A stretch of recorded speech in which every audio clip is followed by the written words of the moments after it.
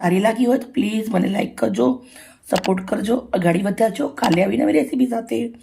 Okay, bye bye. જય શ્રી કૃષ્ણ મિત્રો. આજે આપણે બનાવવાનું છે માના હાથનું આલુ પાલકનું શાક. જોરદાર રાજસ્થાની સ્ટાઇલમાં માના હાથનું બનાવીશું આલુ પાલકનું શાક. તો સૌથી પહેલાં મેં આલુ લઈ લીધા 500 ગ્રામ, મસ્ત ધોઈ છોલી અને સમારીને રેડી કરી દીધા છે. 3 પાલી ધોઈ નાખ્યા છે સમાર્યા પછી પાલક પણ લઈ લીધો છે. મેં 250 ગ્રામ પાલક લીધો છે, સરસ મજા ધોઈ અને ઝીણો ઝીણો સમારી દીધો છે. સમાર્યા પછી નથી ધોવાનું, પહેલાં ધોઈ નાખવાનું છે. સાથે આપણે લીલા ધાણા લીધા છે અડધી વાટકી, 1 ગાંઠ લસણ અને થોડુંક આદું વાટીને લઈ લીધું છે. પછી સાથે લવિંગિયા મરચાં લીધા છે 4 નંગ વાટીને, તીખા મરચાં છે લાલ લીલા. જે પણ મસાલા કરી બતાવીશ. સ્પેશિયલ આપણે સિંગ તેલના અંદર બનાવવાનું છે, સાતળીને એકદમ 1 ટીપું તેલ, પાણી નથી રેડવાનું, પાણી નથી રેડવાનું. અને આપણે વગર પાણીમાં શાક બનાવવાનું છે. તો આપણે બનાવવાની રીતે ચાલુ કરીએ. જે મસાલા કરીશ પૂરા તમારા જોડે વિડીયો શેર કરીશ. સૌથી પહેલાં એક લોડાની કઢાઈ લેવાની છે. કઢાઈના અંદર આપણે તેલ મૂકવાનું છે.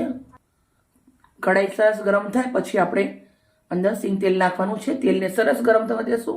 ઘરની મગફળીમાંથી તેલ બનાવેલું છે, એકદમ સરસ મજાનું. રાઈ અને જીરું નાખું છું અડધી ચમચી હિંગ નાખું છું. રાઈ તાટકી જાય એટલે લાલ મરચાં નાખવાના છે વઘારમાં. પછી આપણા બટાકા રેડી છે એ નાખવાના છે.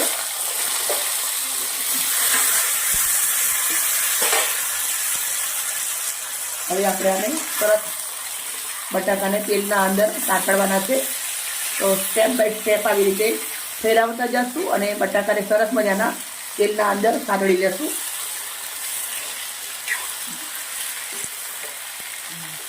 બટાકાનો કલર ચેન્જ થાય ત્યાર સુધી આપણે આને શેકવાના છે તેલના અંદર.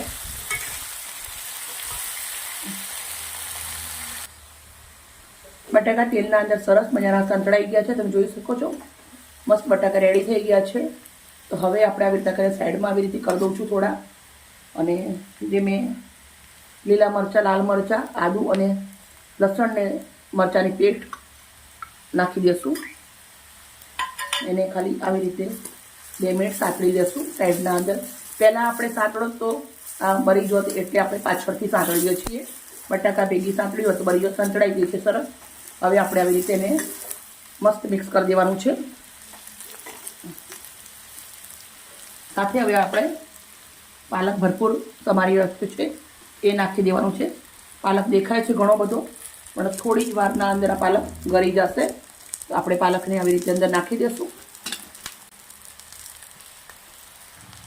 હવે આપણે આને આવી રીતે 2 મિનિટ ધીમે ધીમે ફેરવી લેશું. બટાકા મને તેલના અંદર શેકતે 10 થી 12 મિનિટ લાગ્યા હતા, એટલે તરત ઉતાવળ નહીં કરવાની, નહીંતર બટાકા કાચા રહી જશે. જો તમે જોઈ શકો બટાકાનો કલર એકદમ ચેન્જ થઈ ગયો છે. પાલક નાખ્યા પછી આપણે સરસ મજાનું મિક્સ કરી દીધું છે. હવે આપણે મસ્ત મસાલા કરી દઈશું, એકદમ ચકાચક. એકદમ મારા પેટમાં ફૂલ મસ્ત મસાલા કરવાના. 2 ચમચી કાશ્મીરી મરચું, 1 ચમચી હળદર, મીઠું, શાક વધારે છે એટલે નાખ્યું છે. મિક્સ.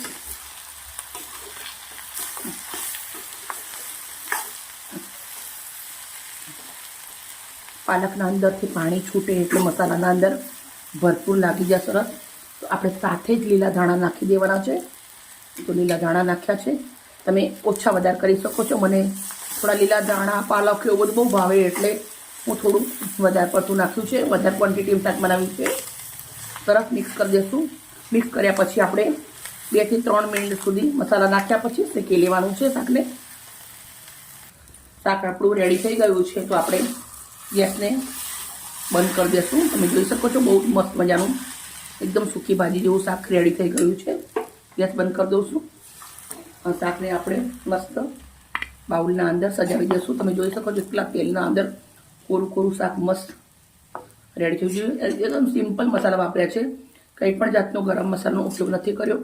આપણે થોડી ગરમી ચાલુ થઈ એટલે ગરમ મસાલા ઓછા ખાવા જોઈએ, એટલે આપણે આવી રીતે શાક બનાવી અને રેડી કરી દીધું છે. ગરમા ગરમ રોટલી બનાવો યા ભાખરી બનાવો, એના જોડે એન્જોય કરો, બહુ સુપર લાગશે. મિત્રો, મારી વિડીયો સારી લાગી હોય તો પ્લીઝ મને લાઈક કરજો, સપોર્ટ કરજો, આગળ વધારજો. કાલે આવીને નવી રેસીપી સાથે. Okay, bye bye.